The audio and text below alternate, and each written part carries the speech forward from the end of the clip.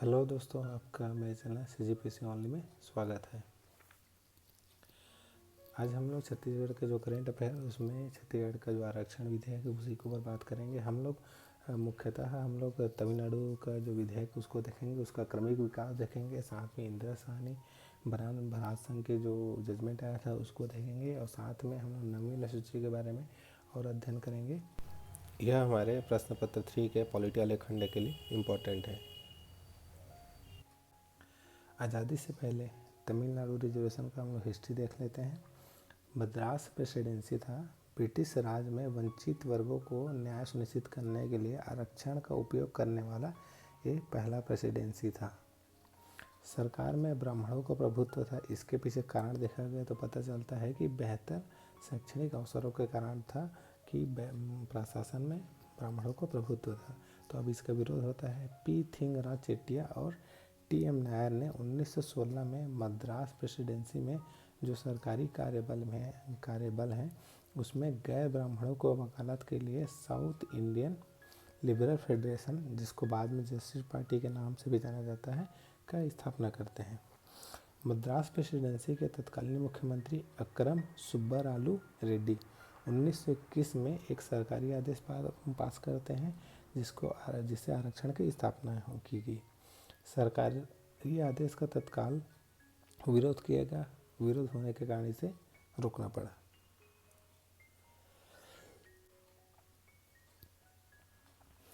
समाज सुधारक पेरियार EV रामास्वामी हमारे लिए बहुत इम्पोर्टेंट है। हम इसको हिस्ट्री में पढ़ते हैं, साथ में हमको यहाँ तमिलनाडु रिजर्वेशन के लिए भी पढ़ना है। जो उस समय कांग्रेस के सदस्य थे अपने पार्टी को आरक्षण का समर्थन के लिए प्रेरित करते हैं, लेकिन पार्टी द्वारा मना कर दिए जाने के कारण पार्टी से इस्तीफा दे देते हैं और क्या करते हैं, पूरे तमिलनाडु का रैली करते हैं ताकि जो आरक्षण का जो प्रावधान दिया जा रहा है सरकार के द्वारा वो बने रहे। इस सरकारी आदेश को सांप्रदायिक सरकारी आदेश के नाम से जाना जाता है। 1927 में केवल मद्रास प्रेसिडेंसी के मुख्यमंत्री P सुब्बारायन द्वारा लागू किया गया था। जो सांप्रदायिक सरकारी आदेश था, मात्र मद्रास प्रेसिडेंसी एकमात्र प्रेसिडेंसी था जहाँ के मुख्यमंत्री द्वारा इसको लागू किया गया था। सरकारी आदेश के अनुसार क्या था, गैर ब्राह्मण हिंदुओं को सभी पदों का 44% प्राप्त होगा, जबकि ब्राह्मण, मुस्लिम, ईसाई, एंग्लो इंडियन प्रत्येक को 16% प्राप्त होगा और अनुसूचित जाति हैं उनको 8% प्राप्त होगा। हालांकि ये संख्या उनकी आबादी के हिस्से का सही प्रतिनिधित्व नहीं करती थी, लेकिन पेरियार ने इसे समझौते के रूप में स्वीकार कर लिया। यह आदेश कब तक प्रभावी रहा? 1950 तक प्रभावी रहा। इससे रोजगार, शैक्षणिक संस्थाओं में प्रवेश में लागू किया गया। 50% का कोटा कैप के बावजूद तमिलनाडु का आरक्षण 69% कैसे? आज़ादी के बाद 1971 तक तमिलनाडु का कुल आरक्षण कितना था? 41% था। अभी ये 50% का ब्रिज को क्रॉस नहीं किया था। 1969 में DMK एम करुणानिधि ने मुख्यमंत्री का पद संभाला तो उन्होंने पिछड़े वर्गों के कल्याण के सुधार के लिए सत्यनाथन आयोग का गठन किया। आयोग ने सिफारिश के आधार पर करुणानिधि ने पिछड़े वर्ग बैकवर्ड क्लास के लिए आरक्षण 25% से बढ़ाकर 31% और अनुसूचित जाति SC और अनुसूचित जनजाति ST का आरक्षण था 16% से बढ़ाकर 18% कर दिया। इससे राज्य के कुल आरक्षण कितना परसेंट हो गया? 49% हो गया। इसके बाद 1980 में AIADMK MG रामचंद्रन ने बैकवर्ड क्लास का आरक्षण को 50% तक बढ़ा दिया, जिससे तमिलनाडु का कुल आरक्षण 68% हो गया। एम रामचंद्रन ने मलाई दर प्रथा को खत्म करना चाहते थे, जिसके लिए उन्होंने पिछड़े वर्ग आरक्षण को बढ़ाने का फैसला लिया।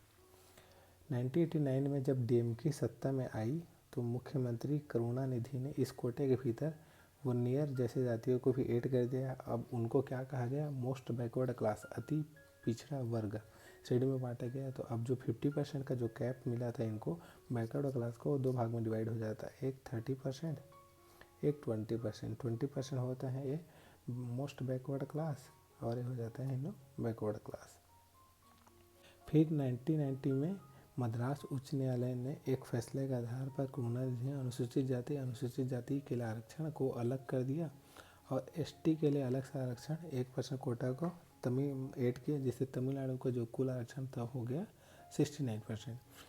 इसके पहले अनुसूचित जाति और अनुसूचित जनजाति को जो आरक्षण था उसको बैकवर्ड क्लास में ही रखा गया था, लेकिन जब मद्रास उच्च न्यायालय का जजमेंट आता है 1990 में, तब इनको अलग किया जाता है और अनुसूचित जनजाति और अनुसूचित जाति को अलग किया जाता है। इसके तहत अनुसूचित जनजाति को 1% का अलग से प्रावधान किया जाता है। इंदिरा साहनी मामला और तमिलनाडु की कानूनी लड़ाई। अब यहाँ से चालू होती है तमिलनाडु की कानूनी लड़ाई, क्योंकि तमिलनाडु सरकार द्वारा जो आरक्षण विधेयक पेश किया गया था वो 50% का ब्रिज को क्रॉस कर रही थी। और ये क्या थी, इंदिरा साहनी मामला था उसके जो सुप्रीम कोर्ट द्वारा जो दिया गया था जजमेंट, उसका भी वायलेशन था।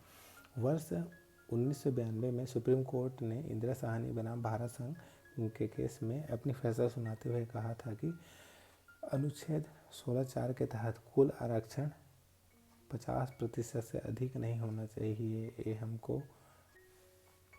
ये हमारे लिए इम्पोर्टेंट है। अनुच्छेद 16(4) के तहत कुल आरक्षण 50% से अधिक नहीं होना चाहिए।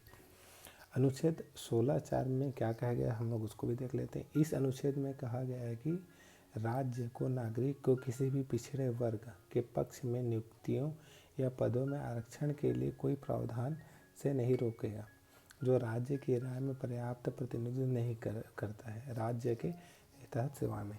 यदि राज्य को लग रहा है कोई विशेष वर्ग है, वो पिछड़ा है आर्थिक या सामाजिक रूप से, उसको यदि आगे लाने के लिए यदि राज्य उनको आरक्षण देता है तो उसके लिए किसी प्रकार का रोक नहीं है।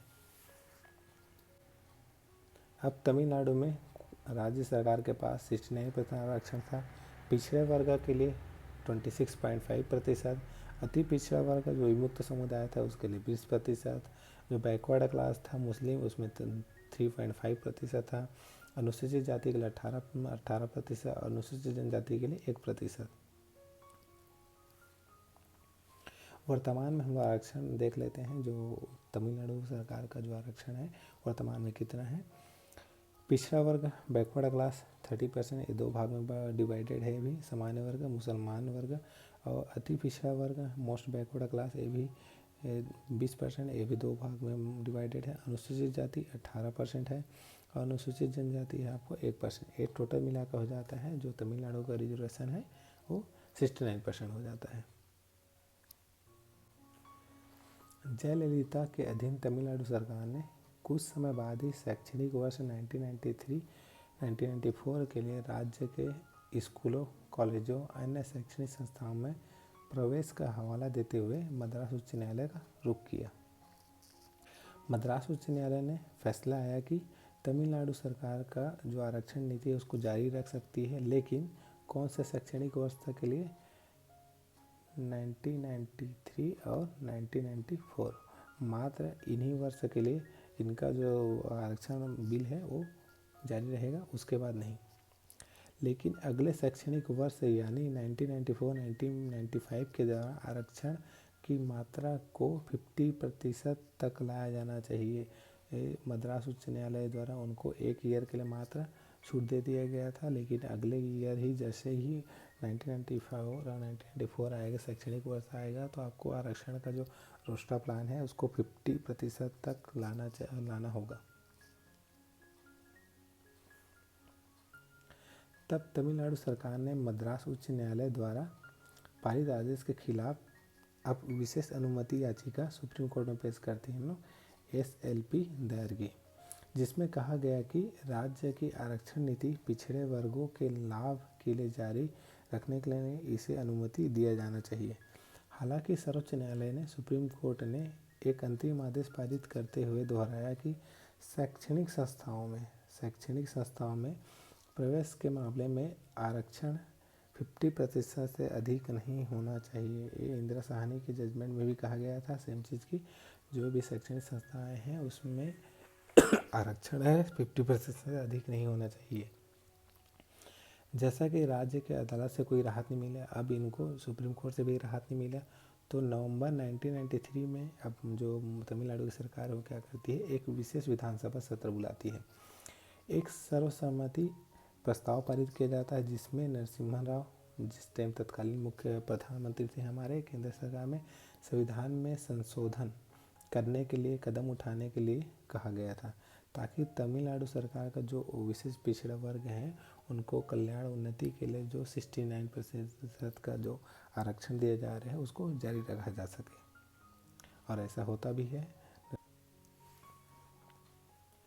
तमिलनाडु सरकार ने तमिलनाडु पिछड़ा वर्ग, अनुसूचित जाति, अनुसूचित जनजाति शैक्षणिक संस्थाओं में सीटों का आरक्षण और राज्य के तहत सेवाओं में नियुक्तियों और पदों का आरक्षण विधेयक 1993 नामक एक विधेयक पेश किया।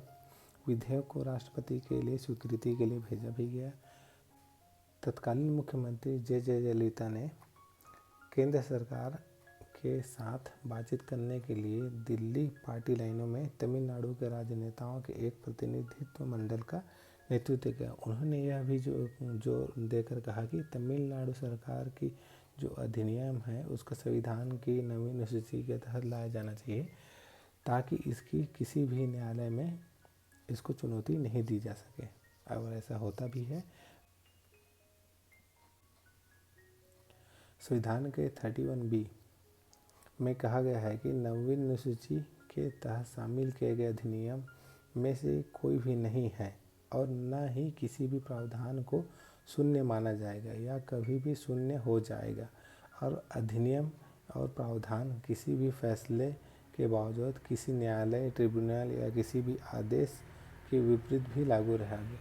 इसमें 31B में कहा गया है कि जिसको नवीन अनुसूची के तहत संरक्षण प्राप्त है, कोई भी विषय, कोई भी अधिनियम किसी भी न्यायालय द्वारा किसी भी आदेश द्वारा निरस्त कर दिया जाता है तो भी वह लागू रहेगा। लेकिन ऐसा नहीं है। नवीन सूची में आप कितने भी कानून या तो कोई सा भी विषय जोड़ते हो और उसको न्यायालय यदि ऐसा लगता है कि वो संविधान के बेसिक स्ट्रक्चर का वायलेशन कर रही है तो उस केस में उसको समाप्त किया जा सकता है। उसको न्यायिक समीक्षा करने के बाद यदि वह व्यक्ति के मूल अधिकार का हनन कर रहा है तो भी उसको न्यायिक समीक्षा किया जाएगा, और यदि ऐसा पाया जाता है तो उसको नवीन सूची में होने के बावजूद भी समाप्त किया जा सकता है। यह न्यायालय के पास पावर है। राष्ट्रपति की सहमति है। इस सहमति आने के साथ ही जो तमिलनाडु का 69% का जो आरक्षण संबंधित बिल था वो संविधान के नवीन सूची के तहत जोड़ दिया गया। अब उसका न्यायिक समीक्षा नहीं किया जा सकता है। ये तमिलनाडु का रिजर्वेशन टाइमलाइन है, आप इसको देख सकते हैं समय समय पे कितना हुआ था तमिलनाडु का रिजर्वेशन।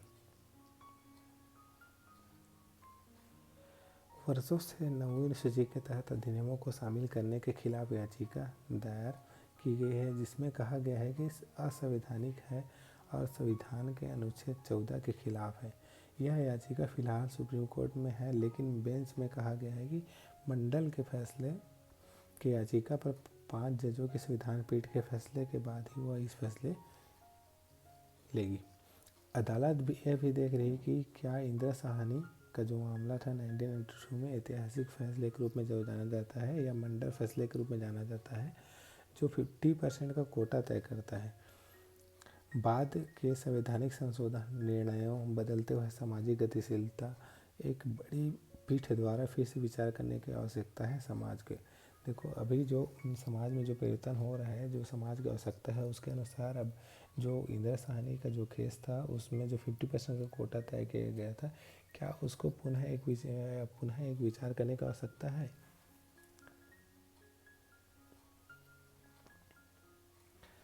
मेंस का क्वेश्चन देख लेते हैं जो हमारे लिए इम्पोर्टेंट है। क्या तमिलनाडु सरकार द्वारा शैक्षणिक संस्थाओं में सीटों का आरक्षण, राज्यों के तहत सेवाओं में नियुक्तियों, प्रवेश हेतु दिए जाने वाला आरक्षण इंदिरा साहनी बनाम भारत संघ के जजमेंट के खिलाफ है? किस विषय प्रावधान के तहत तमिलनाडु सरकार के आरक्षण को संरक्षण प्राप्त है? आपको लिखना है, आपको इसमें लिखना है 90वीं अनुसूची के बारे में ही लिखना है। साथ में 31B का जो अनुच्छेद है उसके तहत इसको किस प्रकार से न्यायिक समीक्षा से बचा जा सकता है उसको लिखना है। आशा करता हूँ कि आपको मेरे द्वारा समझाया गया टॉपिक अच्छे से समझ में आया होगा। इसी प्रकार से UPSC CGPSC related more informative video के लिए आप मेरे चैनल सीजीपीएससी ओनली को सब्सक्राइब कर सकते हैं। यदि आपको ये वीडियो अच्छा लगा तो लाइक और शेयर करना ना भूलें। मिलते हैं अगले वीडियो में, तब तक के लिए गुड बाय।